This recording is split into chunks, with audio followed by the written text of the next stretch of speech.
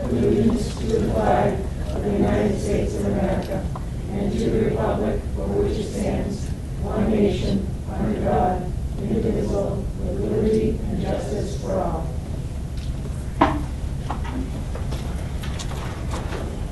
Thank you very much. Next up, we will have the ratification of our secretarial contract, and that would be presented by Mr. Dolan. Thank you, Madam Chair. In the form of a motion, I move to ratify a 2-year contract MOU between the AFL-CIO State Council 93 Local 1700 Secretaries and Clerks and the School Committee for the period of July 1, 2018 through August 31st, 2020. The contract, as stated, is a 2-year contract, 2018 to 2020, and is a 2% increase for each year of that contract.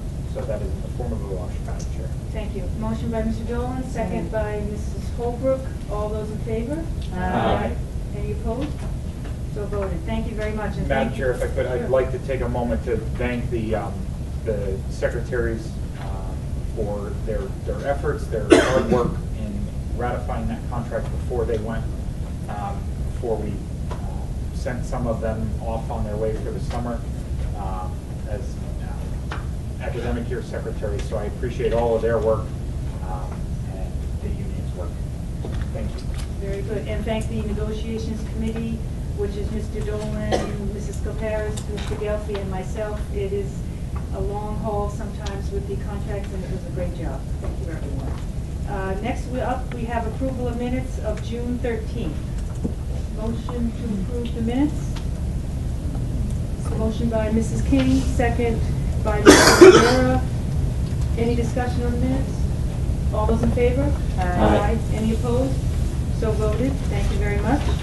And moving on to recognition, Mr. Swenson. Thank you, Madam Chair. I'd just like to recognize one of our wonderful ESPs at the George Mitchell Elementary School.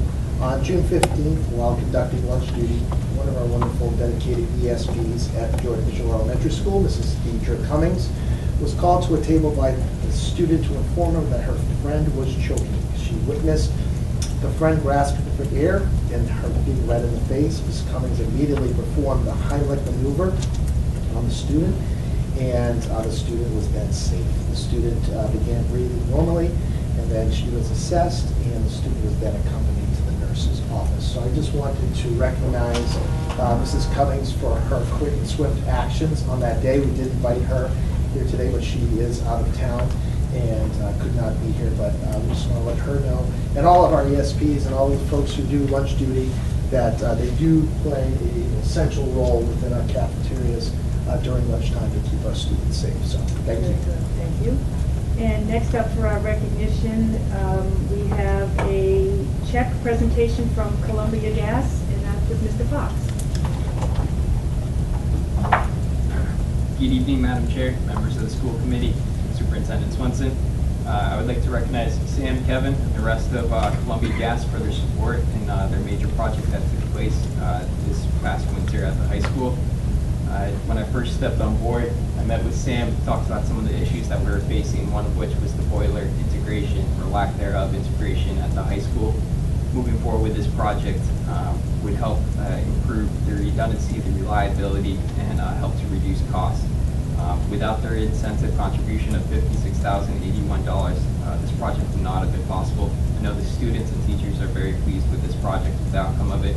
I just want to thank again Columbia Gas for all their guidance and support during the duration of this project. Thank you.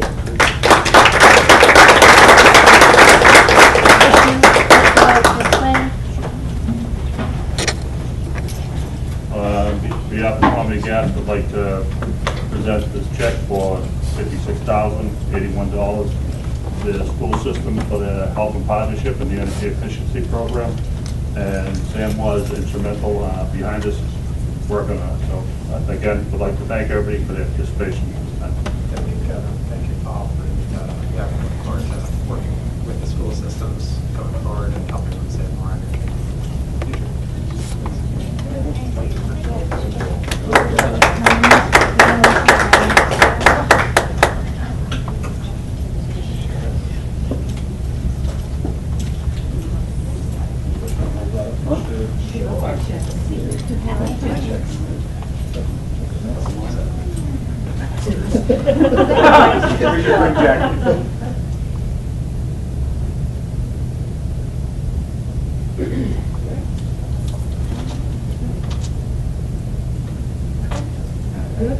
Thank you so much. Thank you so much. You're very welcome.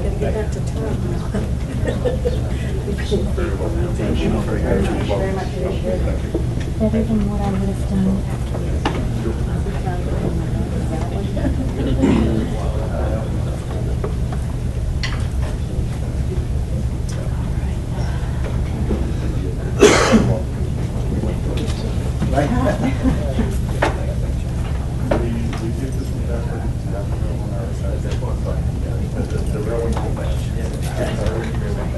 And moving forward with the agenda, next up, the educational report, and we're going to have a report card update from Mr. Powers.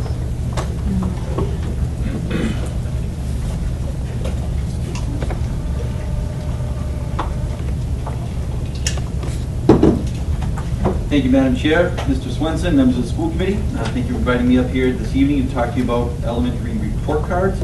As you remember, last year we made some changes to the report cards at the elementary level to better reflect the recent changes and updates made by the Department of Elementary and Secondary Education.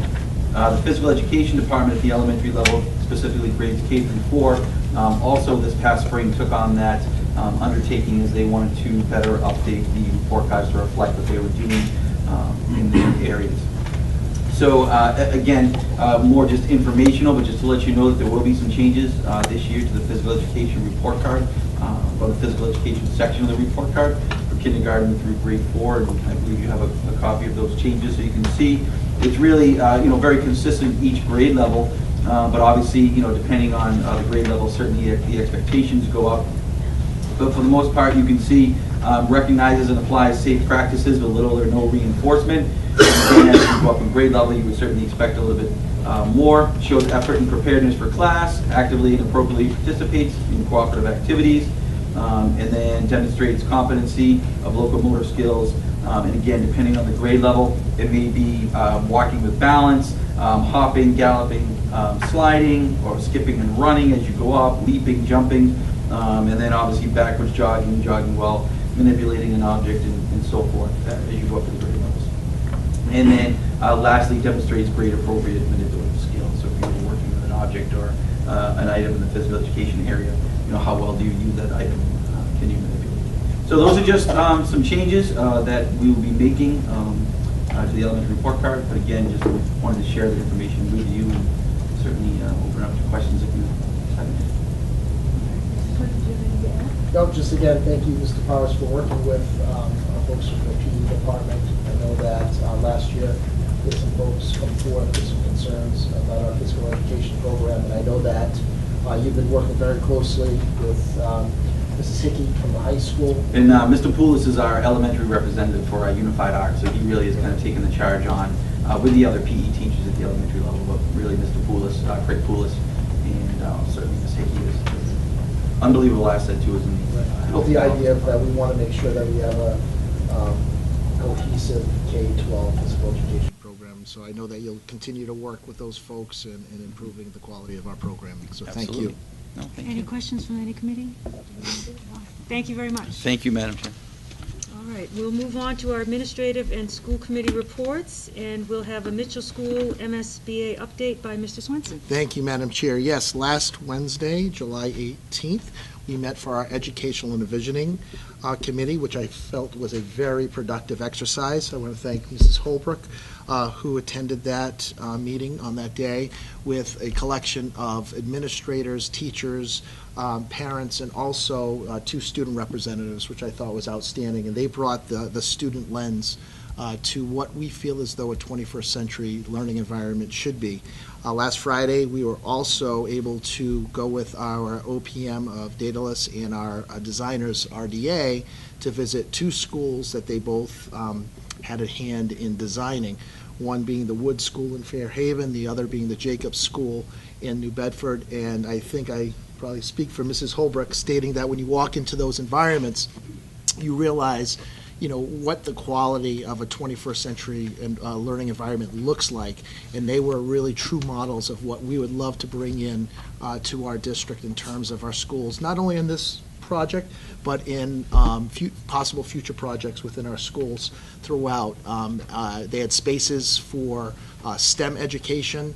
They had authentic learning opportunities where they had exposed utilities that showed students how the utility systems work within our schools. Just the learning environment, such as an outdoor garden that they had that goes along with the science curriculum at the elementary level.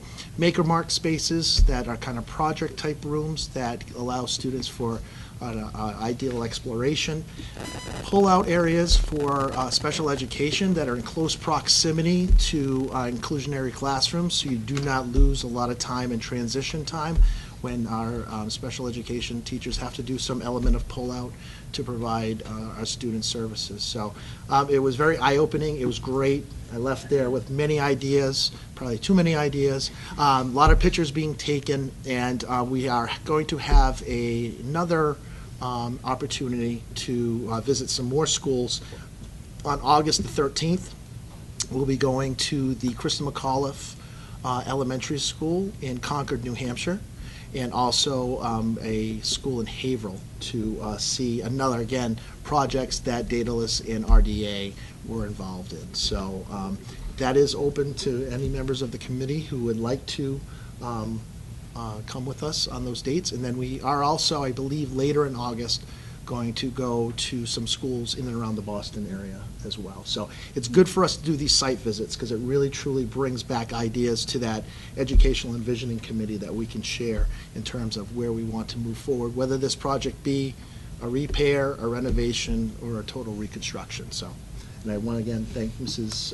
Holbrook for taking the time not only to serve on the envisioning committee, but also to come on those tours last Friday. Very good. Thank you. Any questions for Mr. Swenson? All right. Very nice. Moving on. Thank you. We have a budget subcommittee report. Mrs. Skoparis. The budget subcommittee met on July 17th in the superintendent's conference room in Bridgewater.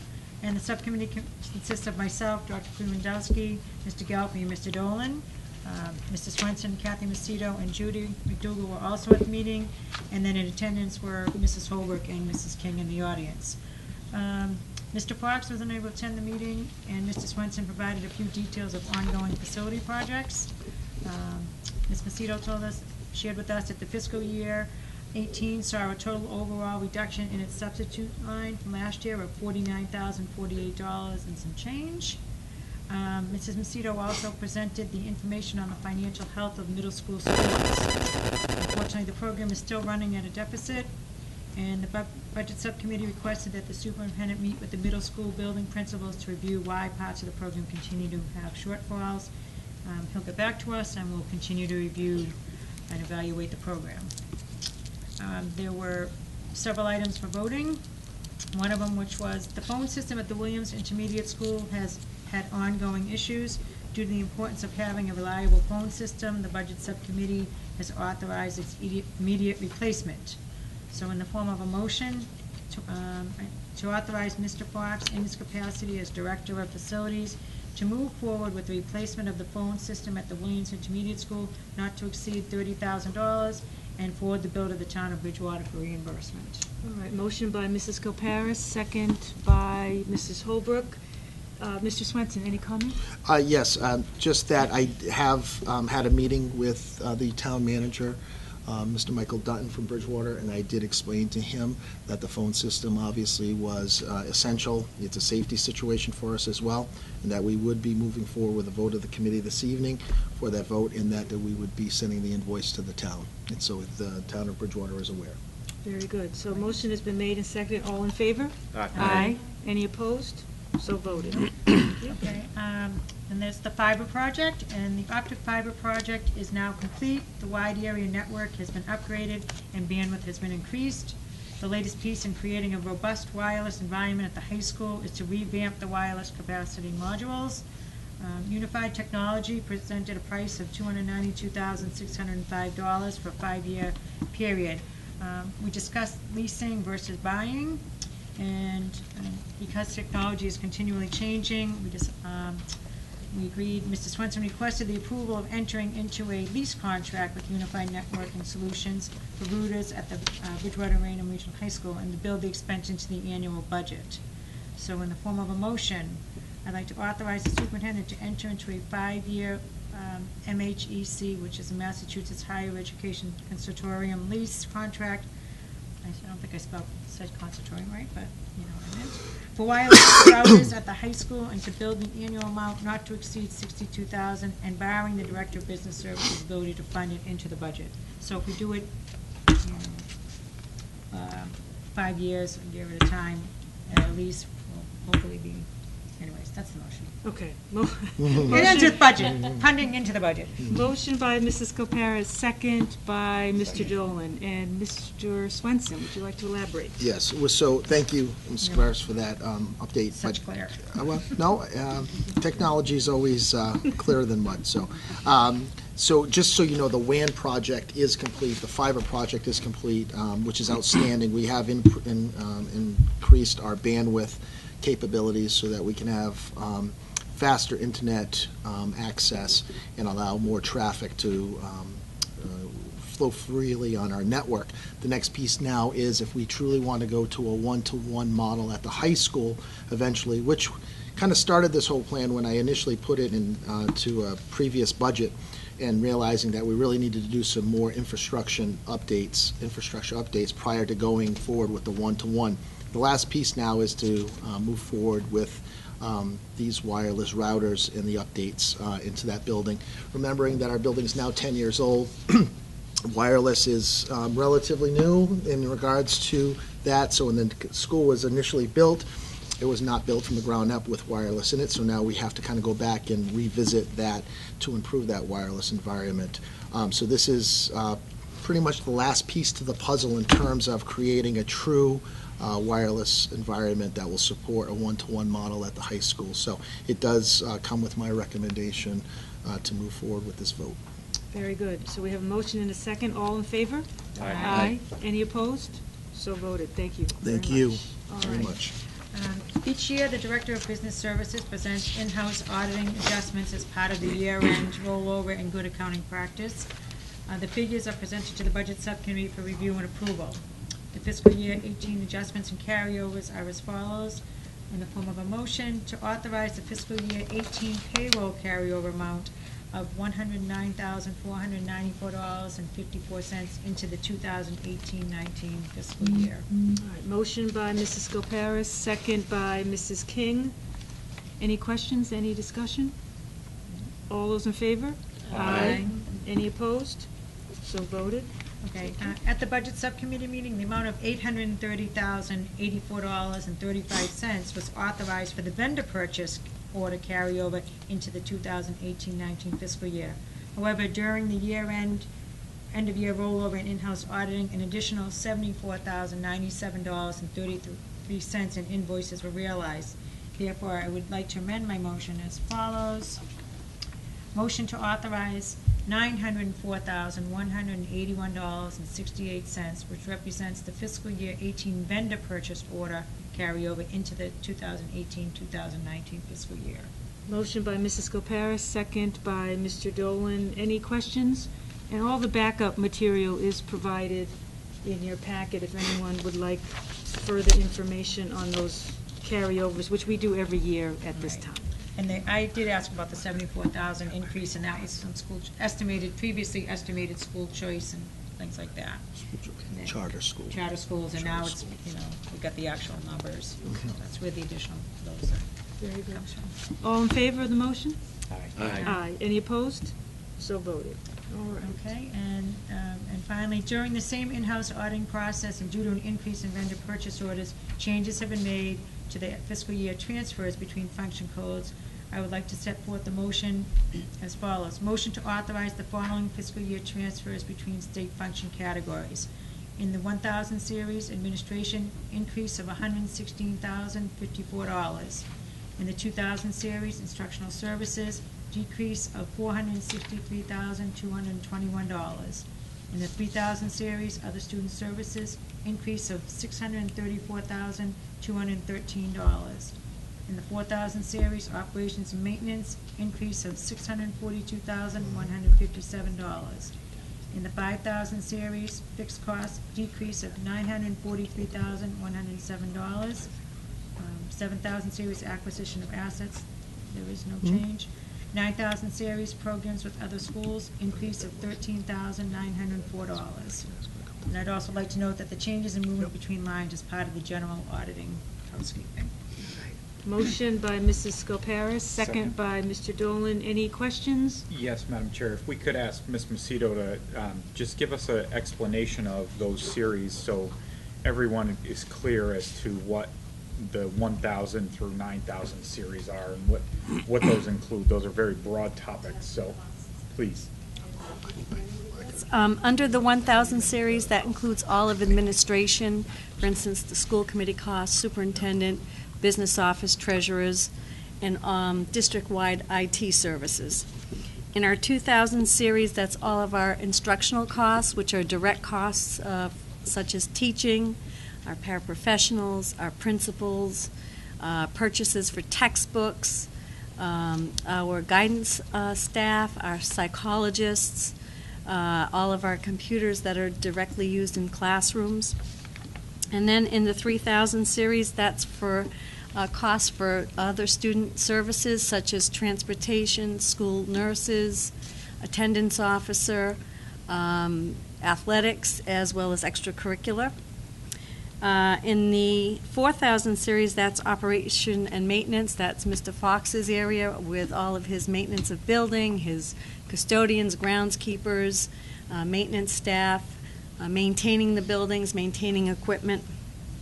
In the 5,000 series, that's all of our fixed costs, mainly our pension assessments, health insurance, building liability insurance, other fixed costs such as, just saw the number in my head, 5,500.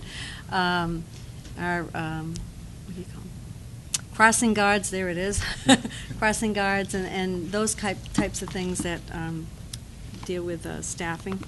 And in the 9,000 series, that is our charges for tuitions with other school programs, other districts.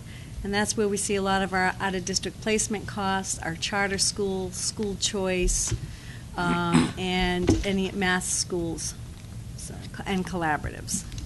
Thank you. You're welcome. Any other questions? Any comments? All right. So the motion has been made and seconded. All those in favor? Aye. Any opposed? So voted. Thank you very much. All right, very good. Thank you very much for that report. All right. So now we're going to move on to our long-range planning subcommittee report. Mrs. Holbrook. Thank you, Madam Chair. The long-range planning subcommittee met on July 17th, and those members in attendance included Mr. Dolan, Mrs. King, Mr. Moreira, and myself. Mr. Swenson, Mrs. Macedo, and Mrs. McDougall were also in attendance. The purpose of the meeting was to initiate discussion around what we envision the direction of this committee to be. After brainstorming, it was determined that goals which outline the path for the district's future needed to be set. It was decided that these plans will be developed for the next 5 to 10 years in span. The committee will look at future needs and development and anticipated costs for each year. As with any plan, the committee also recognizes that life happens, and something may come up that was unanticipated, which will necessitate review and/or modification of the long-range plan. We believe this will create options and gives the district direction for the future. We plan to review the district's strategic plan, review the district's improvement plans. Other topics of note were a discussion on what we feel a BR graduate should look like, social and emotional learning, and perhaps setting benchmarks for grades 4, 8, and 12, as well as enrollment. Very good. Thank you very much. Any questions for Mrs. Holbrook? Very good. All right. And moving on, we have a policies subcommittee report by Mr. Dolan. Thank you, Madam Chair. This policy subcommittee met on June 26th and earlier this evening. The policy subcommittee is Ms. Holbrook, Mr. Gelfi, Ms. King, and myself.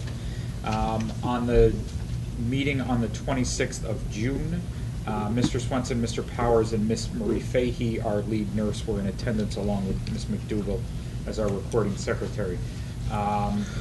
I have a couple of motions, but before that, I should say, this evening, Ms. Watson and Mr. Powers also joined us, along with Mr. Swenson and Ms. McDougall again. In the form of a motion, Madam Chair, the policy subcommittee is recommending the following change to policy JH and JER. They revolve around absences in religious holidays. So in JH, in the form of a motion, striking number 4 from the list of excused temporarily from school reasons, striking number 4, observance of major religious holidays, changing it to see student handbook for religious holiday guidance. So that is in the form of a motion. Very good. Do I have a second? Mrs. Holbrook? Any discussion? Mr. Swenson, would you have anything to add? That comes with my recommendation, as we discussed at the previous policy sub. All right, very good. Motion is made and second. All in favor? Aye. Anyone opposed? So voted. Thank you. And then in policy JER, the same language change, striking number 4 out of 5, observance of major religious holidays to see student handbook for religious holiday guidance. Very good. Motion by Mr. Dolan, second by Mrs. King. Any discussion? All in favor? Aye. Any opposed? So voted. All right. The other items that we've covered, the item covered on the June 26th policy committee was the physical restriction policy, and this is where Ms. Fahey joined us for a discussion. We have decided as a policy subcommittee to take no action on this, as it is a protocol and not a policy. So the protocol will remain as is for one more academic year, and the building principals will develop site-specific plans for students who might have physical restrictions for the 2019-2020 school year. And again, that's not a motion, that's more of a informational. And that information, I should say, will be added to the handbooks in 2019-2020. Okay, very good. And that was tabled from the student handbook conversation we had at our last meeting. So Mr. Powers will elaborate further on the following topic as well, vaping. So I will make a motion when Mr. Powers is complete to add both of those items to the handbook at the same time. Okay. So, Mr. Powers, I'll turn it over to you to discuss our earlier conversation this evening around vaping with Ms. Watson. Okay, thank you, Mr. Dolan, Madam Chair, Mr. Swenson, other members of the school committee.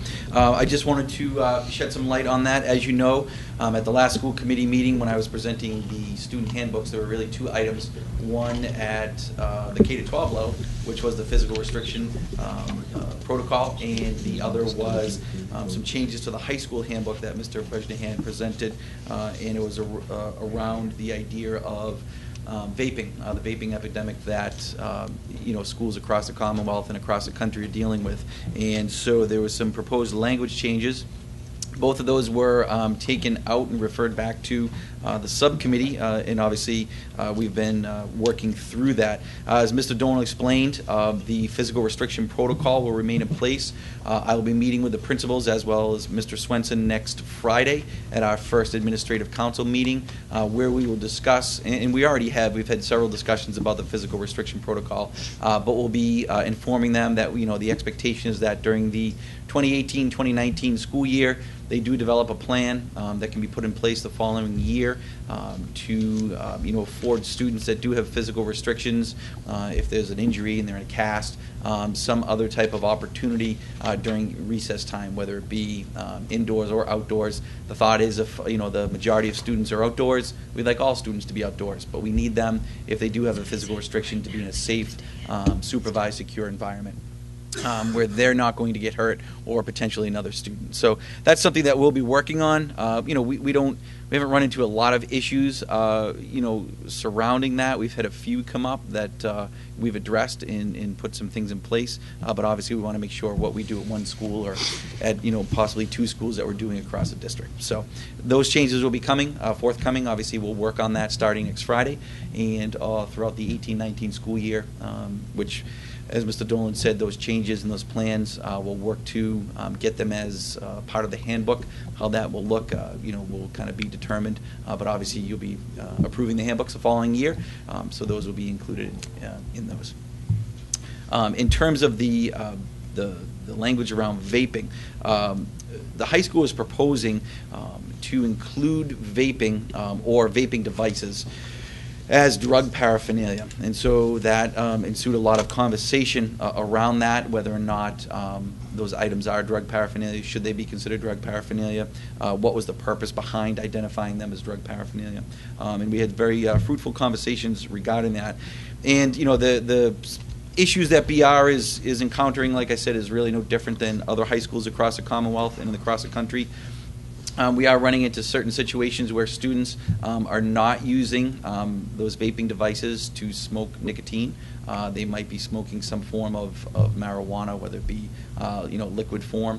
And so the idea was, if we include those devices under the drug paraphernalia, does that send a stronger message that those devices will not be tolerated? So we had like I said, we had a very good conversation about that.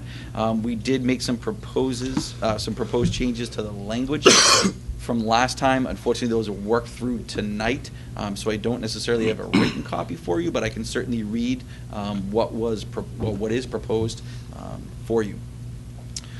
So I don't know, Mr. Dolan and other members, would you like me to read what the language was and what the language will be? Would that be helpful for the Please, but before committee? you do that, I made a snafu procedurally. I should have made a motion to take the student handbook from unfinished business out of order, so I apologize for that. That's a procedural error on my part. So Madam Chair, I move to take item A from unfinished business out of order at this time. Motion by Mr. Dolan, second by Mrs. Scoparis. All those in favor of taking out of order? Aye. Any opposed? Good thing. Sorry. Sorry about that. It's a summer. Quite all right.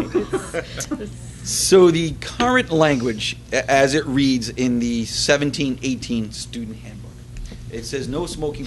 This is under the no smoking policy and smokeless tobacco policy. State law bans smoking on school property. Per Massachusetts General Law 270, Section 22, MGL, Section 71, Chapter 71, Section 37H, the Bridgewater Raynham Regional High School is committed to having a smoke-free, tobacco, nicotine-free environment for its students, staff, and guests. Smoking or possession of tobacco-related products, including e-cigarettes, vapor cigarettes, and/or paraphernalia, including but not limited to matches, lighters, rolling papers, etc., is prohibited on school property and at all school-sponsored activities. Current penalty for any of those infractions above, it kind of follows a progressive discipline. A first offense may result in a 3-day suspension. A second offense would be a 5-day, and then a third offense would be 8 days. The proposed language is similar to start, and then there are some slight changes. So I will go ahead and read the proposed language.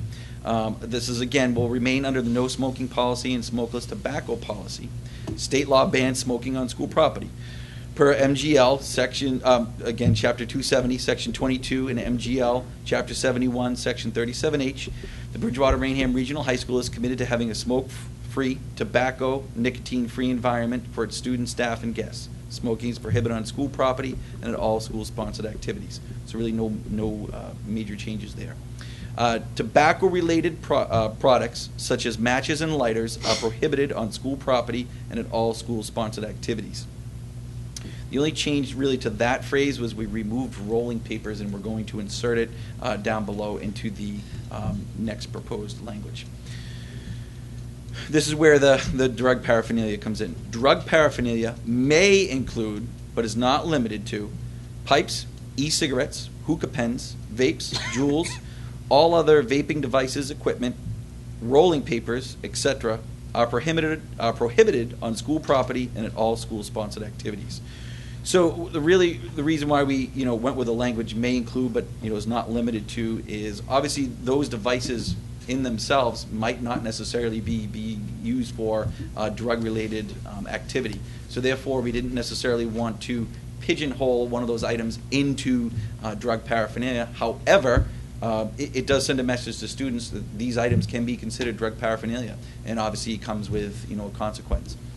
Obviously, it would also, not that this would really change things, but the administration would have more reasonable suspicion to go ahead and test those devices, or when in conjunction with the police departments, test those devices. And certainly, if those students are found to be in possession, that certainly comes with a greater penalty as well.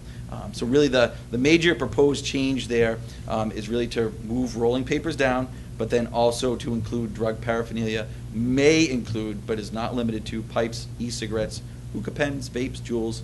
All other vaping devices, equipment, rolling papers, etc., are prohibited on school property and at all school-sponsored activities. So that's how the proposed language. Good question. I'm raising my hand to myself. Is the punishment the same? So yes, the Okay. punishment is the same right now in terms of if they are in possession of those devices. Okay. It would still be a progressive discipline, 3, Okay. 5, and 8. The only difference would be is if you do have one of those devices, it's suspected that you possibly have some type of illegal substance in there. They could certainly work with the police department, test that, and then that would obviously Okay. raise the discipline that Very good. Mrs. King? Madam Chair, I think the language is a little bit stronger. I think that's what Ms. Watson was trying to get at, to put it that it may be considered drug paraphernalia, just to send a stronger message to the students there that that's not tolerated. The penalty will be the same, but she put in some sort of language for them to know that. But it also, by saying maybe, it's giving them a little leeway that we're not saying it is, but it could be, so we can check on that. I like the fact that the penalty is the same, that it's still the sort of 3 strikes before you get the big hammer. 2 strikes. If it is found to be drug paraphernalia, actually, that changes that to the Correct. to the other thing. Correct. Okay. And Ms. Watson, I know Mr. Bresnahan and the rest of the APs, Mr. Califf and Mr. Sylvia, and certainly Mr. Swenson and I, do feel like we need to send a stronger message. For whatever reason, it seems to be not thought of as such a negative thing as smoking cigarettes once was. Some students, not all certainly, but some students are kind of taking the view of, well, it's not really smoking, I'm vaping. They're not really seeing the seriousness of it and the potential long-term health effects. I think one, because it's fairly new, and we don't, obviously there's science and medical documentation out there to back up what will happen and what is happening to those bodies, but it's not like something with cigarettes where doctors have been able to study that for 30, 40, 50, 60 years and say this is probably what will happen. That's still fairly new. So I think students, for whatever reason, they're flavored. They seem, it seems kind of the thing to do. And Ms. Watson and the rest of the staff is finding that more and more students, student groups that may not potentially engage in some of these activities once are now starting to vape and use those devices. So it is becoming serious. And so I think in using that language, drug paraphernalia, sends a stronger message. And again, at this time next year or in the springtime, I think we'll revisit this and see if we need to possibly change the penalties. If they are using these devices, if it's becoming more of an issue, then maybe the penalties need to be increased as well. But Is this just in the high school, or unfortunately, should we have this in the middle school? I'm not sure where that's a great question. We have run into a couple of situations at the middle school where we do have students vaping, or at least been found to have a vape on, their property. So it might be something. It's not currently in the handbook, but certainly it might be something that we want to revisit and for the following year have it, move down to. And I hate to say that maybe we need to do it K to 12, but. Just to be clear for Right, everyone. right. Yeah. And the same with the public, just so that the public is aware. If you come to an athletic event, any school property, there is no smoking, no vaping. All the rules that apply to the children apply to the adults as well. Okay. Is that, So, Madam Chair, Sure. I move to approve the new proposed language for the no smoking policy and smokeless tobacco policy for the high school handbook. all right. And motion by Mr. Dolan, second by Mrs. King, and Mr. Swenson, you're comfortable with that? Yes, I think kind of vetting out that language tonight and the former committee, I think it does give us some latitude administratively with that language where it may be considered rather than a concrete will be. So I'm very comfortable with that. And again, I think that might be pilot language that we look to incorporate into the younger grades. Unfortunately, that might be a necessary evil at some point. Any other questions from anyone else in the committee? All So the right. motion is just on the drug paraphernalia, not the protocol? Correct. The Thing on the other protocol will thing. be next. Okay. That's a separate Okay. motion. All right. I'm gonna So- do that separately. Motion has been made and seconded. All those in favor on the vaping motion? Aye. Anyone opposed? So voted. All right. So, Madam Chair, as a follow-up from Mr. Power's report, last school committee meeting and earlier, a few minutes ago, I make a motion to place the physical restrictions protocol into the student handbook because, as everyone remembers, we voted to send that back to committee and took no action on it. So I'm voting to have it, or I'm making a motion to have it added to the student handbooks this evening. Okay, is that your recommendation as well? It is, Madam Chair. Okay. Motion made by Mr. Dolan, second by Mrs. Holbrook. Any discussion? Yeah, so just to be clear, the current protocol is they are not allowed to go out at recess? That's what we're sticking with? Is that correct? The current protocol is does that- place restrictions on the students' participation in PE, health, and other type of physical activities, including recess. It says here, any student with there's a few different bullet points, but the key one here, I think, for you would be any student with a casted extremity or wearing a boot, a mobilizer, or sprint will not be allowed to participate in physical education or recess to ensure their safety and the safety of others. In order to resume all activities, the student will need a note from their doctor. Doctor's notes will indicate when a child may resume full participation in all activities. It is full participation or no participation. Doesn't necessarily mean they have to stay inside, though, Ms. Cabrera. It means that there has to be some. That's why we're coming up with some site-specific protocols and activities at that point. Doesn't mean they necessarily have to be inside. Just means that they can't participate in recess and physical education at that point. And several schools that did allow these students to go outside. They may have had a bench that the students could go out and sit on, or some schools might have a picnic table they can go out, as long as it was away from the other physical games going on, so that there was no collisions or anything like that. Some sites just don't have those setups, and that's why the students were maybe being kept inside with a friend to play a board game or do some other type of indoor activity, whether it be go on the computer, and the such. So the way it reads right now is that they're just not allowed to participate. It's not saying that they can't go outside. However, in some locations, students were not allowed to go outside for the simple fact that there wasn't necessarily a safe area designated for them to go. Are you hoping when you meet this week or next week that you're going to rectify that with different principles for this coming up year, or is that going to be for next year as well? So the actual written plan that will be included in the handbook will be developed over the course of next year for the 1920 school year. I have to be honest, I think in some cases this is, I don't want to say a simple fix, but I think it's something that could relatively be an easy transition. That being said, some sites we may have to look at. I don't have any benches, I don't have any picnic tables. What do we do? Is it a case of going to the the PTOs or the PTAs, the different parent groups, and asking maybe, and a lot of them they've been buying those buddy benches for the schools, which is phenomenal. So it could be a case of that, or maybe we do need to look at putting some type of sitting area, picnic table at each elementary site.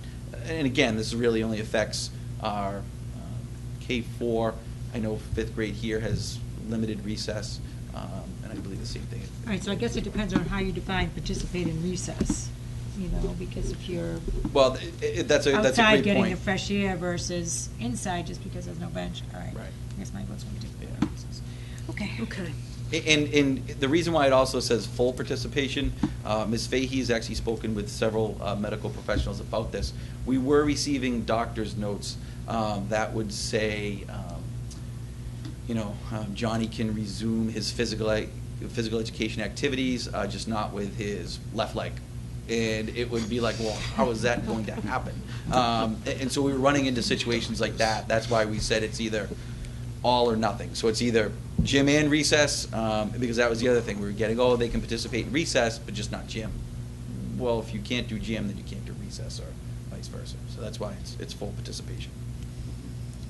Okay. Excuse me, if I could just, I know in the beginning, when this came up a while ago, I voiced my opposition against it, only because this is a key, intricate part of the growth process of these K-4, K-5 here, where they can actually go out and socialize. A lot of children outside of school may not have that opportunity to socialize, and recess may be that only time they can meet. But I do see it from both sides of the spectrum. I just wish that we had a more defined, recess, like, as Mrs. Skleparis said, participating in recess, I think is very up to interpretation. If it was very plain, in black and white, that participating in recess will mean that you go out to a bench if there is a bench available, and you play a board game outside and get fresh air and socialize with children, I think I'd be more comfortable. But I think right now all we're doing right now is we're seeing that can, and we're just kicking the can down the road a little bit to try to come up with a plan for the next school year. So I don't know. Again, I see both ends of the spectrum for safety wise, but I also want to make sure that we're taking care of our children and their needs to be more social, other than I know. I'll give you an example with my kids. When they get home, they're online gaming. They're not being very social. So school may be the only time that they can be social and go out to recess without having any of those other things at home that are kind of a distraction. I can't imagine that we can't find a bench or a picnic table for these schools that have recess for the children to be able to sit at, either with friends or, so that they can at least go outside if appropriate. And I think some of the schools, I think this could be from what I heard the last time we addressed this. I think some of the schools don't have that capability. There aren't. I think on the Bridgewater side, I don't know if the schools have a bench area or a buddy bench. I think the same thing applicable with some of the Raynham schools. They may not have that either. So that may be something that we need to address. Yep. So it's a blanket policy across the board between all the schools, not just one or the other. And I think that's kind of what we're trying to do with, through admin council next week, trying to, have that initial conversation.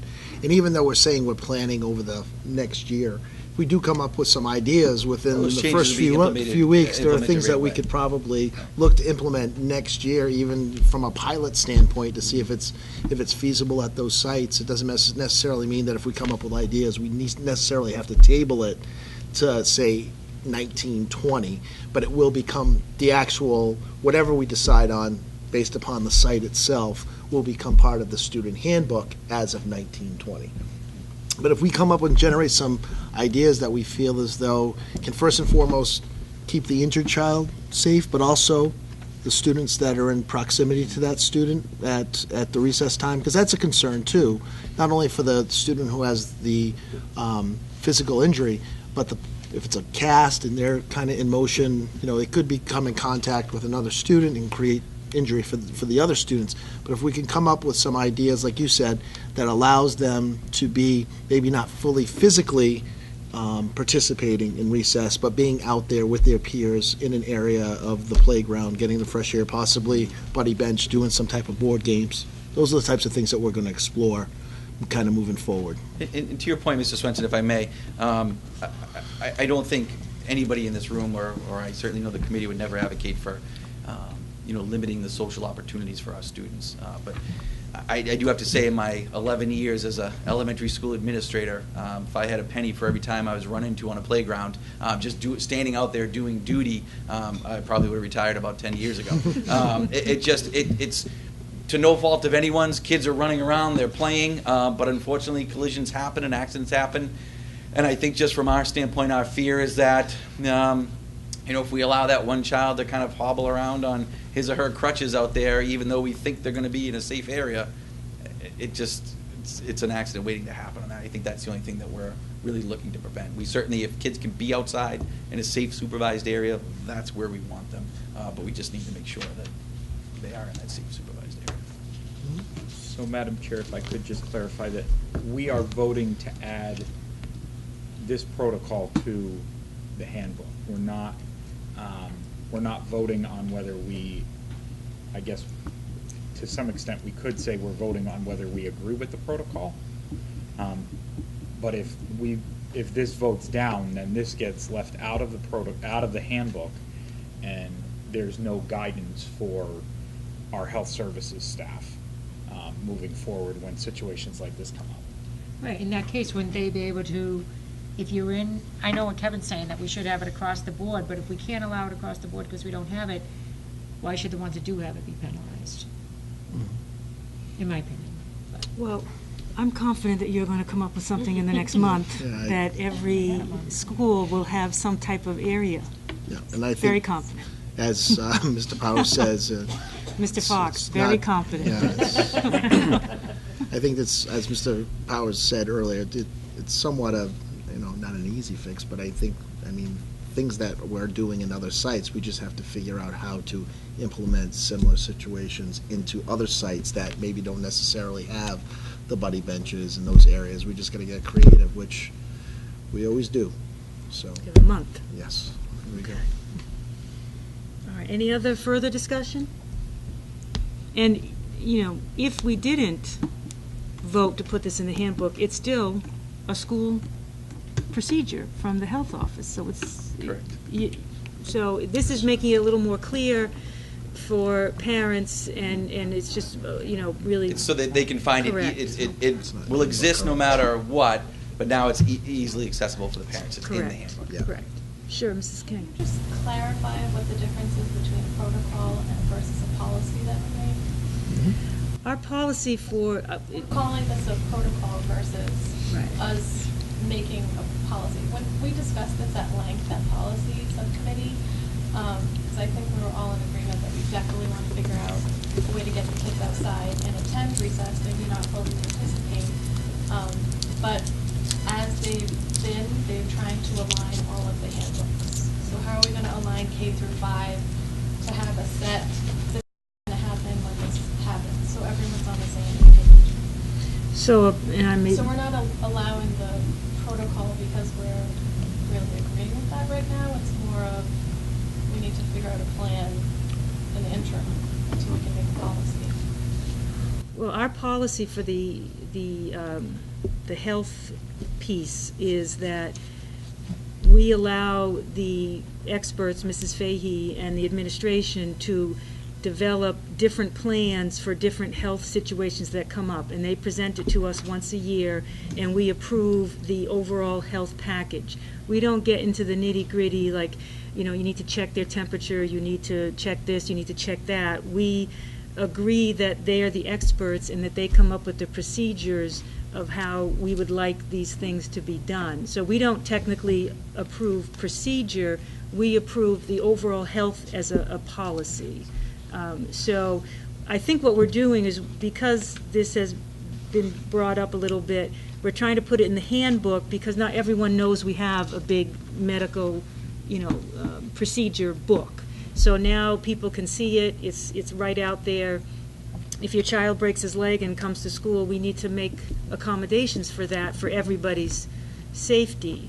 And again, I'm comfortable that you will figure this out in a month, that we can get this so that the kids can go out for recess, because you'd hate to think that little Johnny's sitting in the cafeteria alone with his broken leg. I don't think any of us would want that. And that's certainly, I can assure you, is not the case. Correct. We certainly set them up to have an enjoyable experience. As much as possible. Is it the physical bench, or is it a supervision issue? It's both. It's Because both. if the benches moved away to more of a safer area, so it's not in kind of the general recess area. That does require an adult to be able to see it, so we want it in somewhat close proximity, but not too close. So, some of those issues do exist, and we just have to find the right balance. What's close that it can be supervised, but far enough away that we won't have any type of collisions. Okay. So, motion has been made and seconded.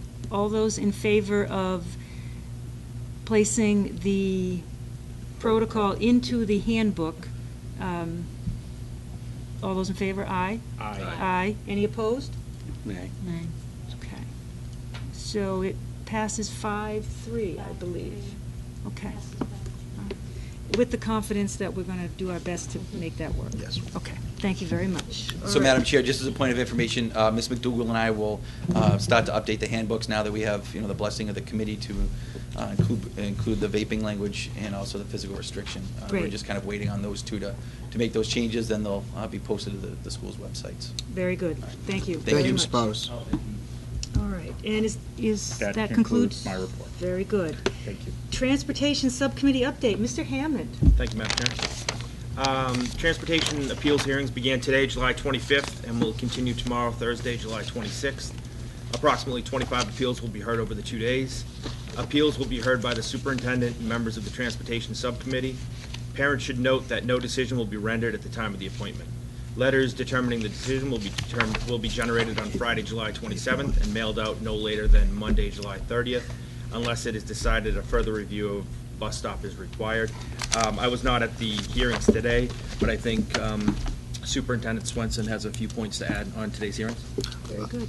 Yes, I think today went very well. I thank Mr. Dolan for being there on the morning session. Mr. Powers, along with Mrs. Holbrook, took the afternoon session. We had about 15 appeals. And it is important that, we provide our parents with a voice to come to the table, because sometimes they bring information, some bring documentation, some bring pictures that kind of provide us more of a visual perspective of the situation. So there were some the information that was brought to us by parents today that did result in some changes. So we do appreciate the parents coming in, especially in the summer months in the morning. And we continue to work through this process. Tomorrow will be the end of our appeals. I know that I want to thank Ellen George, who has done a tremendous job. Just having that point person for transportation. Transportation's a real bear, and in the past it's been kind of divided between myself and Mr. Powers and Mrs. Macedo and Mrs. McDougall, and kind of like a football team, when you have 2 or 3 quarterbacks, you really have no quarterback. So it's one of those deals now we have a quarterback, and she's tremendous and very organized, had all the information at our disposal. She today ran Versatrans like she had been doing it for years. So Versatrans is our system that we use for the bus routing, and it gives the parents a visual. And sometimes too, on the other end of it is, sometimes we sit at the table with the parents and kind of give the rationale behind why the route actually is kind of routed that way, and they kind of have an understanding and say, oh, I get it now. The bus isn't necessarily coming by my home this year, or it's driving in the opposite direction because now we want to do more right side pickups to make sure that the students don't have to cross busy ways. So it was a really good day today. I'm positive that tomorrow will be the same, and then written notification will go out to our parents from Mrs. George with a decision by the end of next week. Very good. Thank you. Thank you, Thank Mr. you. Hammond. All right, personnel update. Mrs. Gormley. Quite lengthy. It's been a busy summer. Thank you, Madam Chair. Good evening, members of the school committee, Superintendent Swenson. I have the following to report out. New appointments and reassignments so far in the district. Kate Parker is the new Administrator of Special Education. That was effective July 1. She's actually here in the audience if you want to stand up and wave. Okay. Okay, Kate, congratulations. Eric Bratt, Assistant Principal at the Mitchell Elementary School. Yolanda Beach, interim assistant principal, on a one-year appointment effective July 30th at the high school. Tom Tidwell, lead technician in the IT department, effective July 1. And the following appointments are effective August 28th, 2018, at the high school. Kevin Pacheco, reassignment to physical education. Scott Blake, reassignment to physical education. Amanda Wilcox, reassignment to chemistry physics teacher. Amanda Auger, a new appointment as a biology teacher. Nicole Newton, new appointment math teacher. And Siobhan Leiden, reassignment to physical education and wellness. At the Raynham Middle School, Brittany Corner, science teacher. Justin Canastra, reassignment to grade 5 science. Courtney Vespa, reassignment to grade 5 math. Claire Govatzos, new appointment as a special education teacher. And Marissa Bramwell, reassignment to world cultures. At the Williams Intermediate School, Eric Cedrone, reassignment to social studies. Julie Mitchell, new appointment, ELA teacher. Wendy Lasivita, reassignment as an academic year secretary. Eileen Crean, new appointment as a proctor.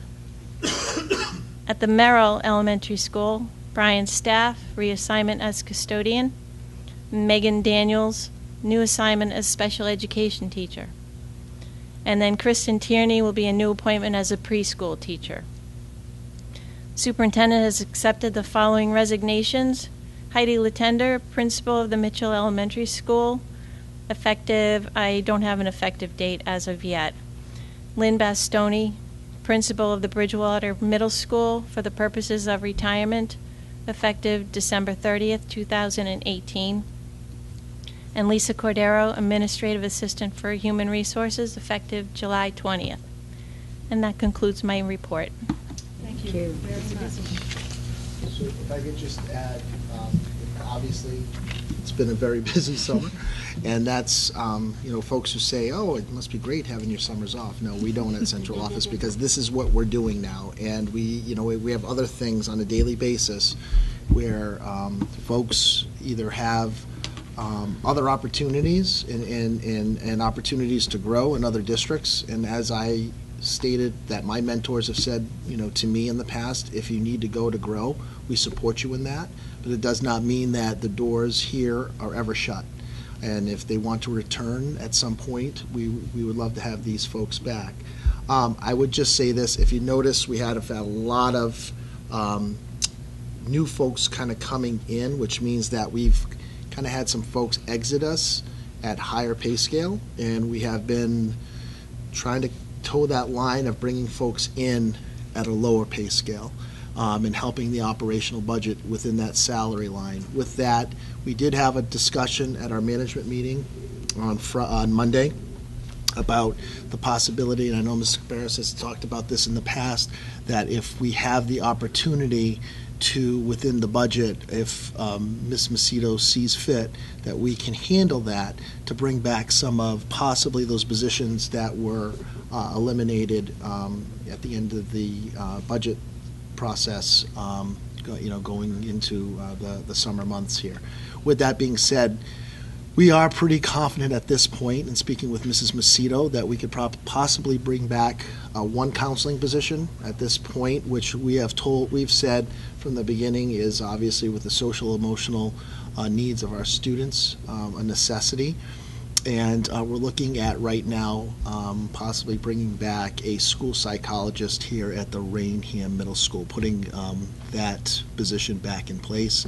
And as the summer months progress, we'll again reassess the budget in terms of the salary line with resignations and bringing people in at lower salary rates, and see if we could possibly even explore another counseling position. But again, from the get-go, I've said that that's kind of our priority in terms of what we feel we need to bring in, and that's what we're looking to possibly do here at the Raynham Middle School. So that's just informational. I just wanted to bring that to the committee's attention. Very good. Thank you very much. Thank you. All right. Thank you, Mrs. Gormley. And next up, we have our facilities report. Mr. Fox. Good evening again, Madam Chair, members of the school committee, Superintendent Swenson. I'm here today to update you on the progress that is being made in the facilities department this summer. Summer cleaning is going well, and great progress is being made. The other day, myself, Superintendent Swenson, and Mr. Moreira did a series of building walkthroughs focused towards security and potential upgrades and additions that we could make to each of the buildings. I have received final approvals from the fire department and the building department to move forward with a person trap, which is kind of a new construction project at Bridgewater Middle School, or 166 Mount Prospect Street, Mitchell in the middle, that's one you want to refer to as. The project will be paid out of the base revolving account. I plan to then bring this reimbursement, or ask the town of Bridgewater for reimbursement on this project. Next, I'm going to bring forward two more projects which I am going to ask for a vote on. I do apologize. Between now and between the budget subcommittee, I had just recently gotten all of this information. So late last week, myself and another vendor met to finalize the upgrading project for the high school auditorium sound system. The meeting took place, again, as I said, after the budget subcommittee, so I apologize for the timing of this information. This upgrade will include a new 36 digital audio mixer, a new speaker array, and other configurations designed to bring the end user, those who are sitting in the audience, a better experience. So I would like to ask the school committee for their approval to move forward with this project out of the facilities revolving account in the amount of $20,909. Okay, so we'd like a motion to approve the sound system in the high school auditorium for $26,909. So moved. $20,909. Not 26, right? Yeah, $20,909. I'm sorry, $20,909. Motion by So moved. Mr. Dolan, second by Mrs. Holbrook. All those in favor? Aye. Any opposed? So voted. Thank you. Thank you. The final project that I'd like to move forward with is an LED upgrade project for, again, Bridgewater Middle School. This will involve the gymnasium there and the cafeteria. Last year, we did the gymnasium for the high school and the Williams School. Unfortunately, again, this information came in light after the budget subcommittee, so I did not have this information for you at the time. The total cost of this project is going to be $15,976. This project will be eligible for a utility incentive of $8,784, bringing the total cost of the project after the incentive to $7,192. I also anticipate that the LEDs will bring an annual savings of $6,586, which translates into a payback period of a year and just about a month. I am asking for the school committee to approve moving forward with this project out of the facilities revolving account in the amount of initially $15,976. I'd like to make a motion for $15,976 to the LED project. Motion by Mrs. Scoparis, second by Mrs. King. Any discussion? Madam Chair? Sure. As I stated last year when we did the gym, I think this is an amazing project that has been undertaken through our Director of Facilities. And I hope as we go forward, we can address the other schools in the district as well, because this is such a great cost savings and a benefit to the environment as well. Thank you, Mr. Moreira. Any other discussion? All those in favor? Aye. Any opposed? So voted. All right. And I just have one additional Sure. note here. I will be working with Mr. Powers on making sure that the playgrounds each have a safe area over this next month. I just had a quick question for you. I'm sorry. Yes, ma'am. Back, the initial person trap. Yes. Did we need to vote any monies for that? Because we did not. It's going to come out of a revolving, so. Correct. Not, right, it was. We, right now, so basically, as Mr. Fox said, it's going to come out of the base account, Okay. but then we are going to send that to the town of Bridgewater. And along with the phones, I also informed the town manager, Mr. Dutton, the same about that. Okay. And actually met with the town last week to talk about some monies for possible safety upgrades to our schools down the line. Okay. I just want to say thank Mr. Fox and actually Mr. Marrera too. We spent a good portion of yesterday going through all of our schools and looking at different hotspots that we felt as though definitely need to be upgraded from a security standpoint. And with Mr. Marrera's lens from a military background, a public safety background, anti-terrorism background, and his ideas about physical plant, which he has, security of physical plant, it really kind of helped us start to get together and put together some type of plan of action that we can put these things in priority form and then actually go to the towns for to let them know that these are the types of things on both sides of the district. And, there are some things that we definitely need to do on the Bridgewater side, the pedestrian trap definitely being a big one at the Mitchell Elementary School. We looked at some things at the Williams Intermediate School in terms of locking the doors and creating a trap there.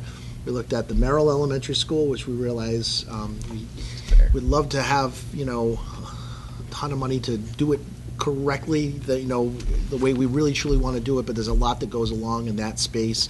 But we think we've come up with some ideas, as Mr. Marrera would say, to minimize from high incident situations to medium to moderate, and that's kind of where we're, in some cases, to low, security risks. So it's all about, mitigating those risk factors in all our buildings. So I do thank Mr. Marrera for taking the time today, and yesterday, and Mr. Fox as well.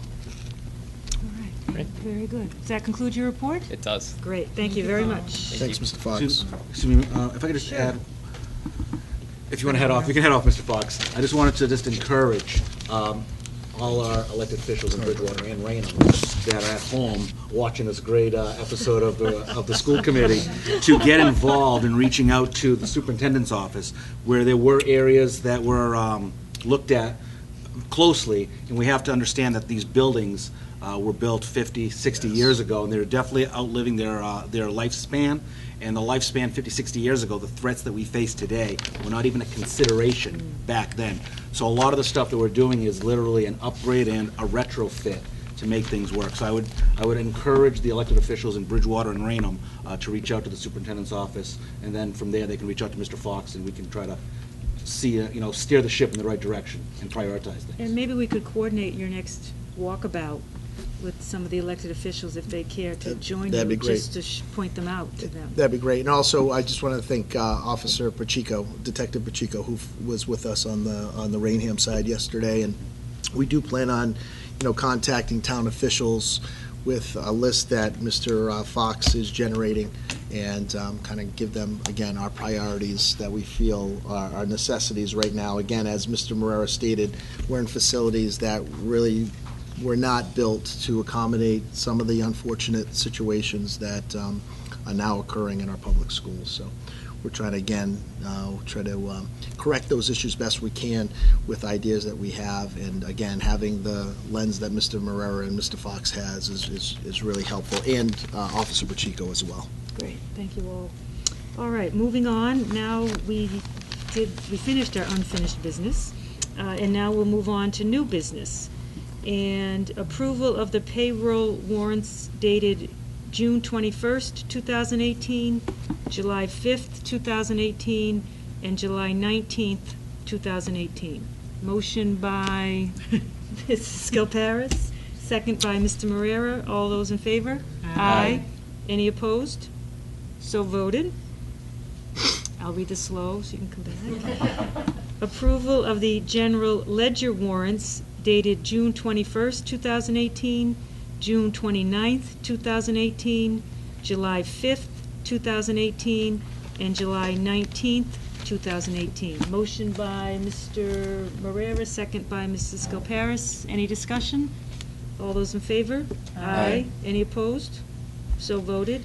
And moving on to acceptance of gifts and grants. Mr. Swenson. Thank you, Madam Chair. Yes, as we usually do, I will read all of our gifts and grants and then ask for a vote of consensus from the full committee. We only have two this evening. First is from the Bridgewater State University Enrichment Grant in the amount of $2,850 to fund the Mitchell Elementary Kids Camp 2018. And the second one, a huge thank you to Mr. Lucini at Lucini Bus Lines for providing us $100,000, that'd be great. $1,000 in transportation cost for our senior stroll that took place the Tuesday after Memorial Day. So thank you to Mr. Lucini and Lucini Bus Lines. Motion to approve the two gifts as mentioned. Motion by Mrs. Holbrook, second by Mr. Gelfi. Any discussion? All those in favor? Aye. All right, and now it brings us to public comment. Anyone from the public wish to speak? All right, very good. Does anyone from the committee have any announcements, any comments? No, I have a question. Someone asked me, you know how they do the kindergarten walk on the Bridgewater side? Is there any talk of maybe doing that on the Raynham side at all? Are you talking about? Yeah, maybe similar to that senior stroll, like the road to kindergarten that we do on the Bridgewater side, where they get to go early. They do some something activities. similar on the Raynham side? We Okay. go play the K on the Raynham side, we based it off the road to kindergarten. Okay, what's it called? Play the K. Play the K? Okay, thank you. And both of those are done by, I was just going to say, both By of the those are done by PTOs? the PTOs, yeah. Thank you. Okay. I didn't know. Thanks. All right, and now I'd like a motion to adjourn at 8:16. Motion. Motion by Mr. Marrera, second by Mrs. Coparis. All those in favor? Aye. Any opposed? So voted. Thank you very much, Thank you everyone. very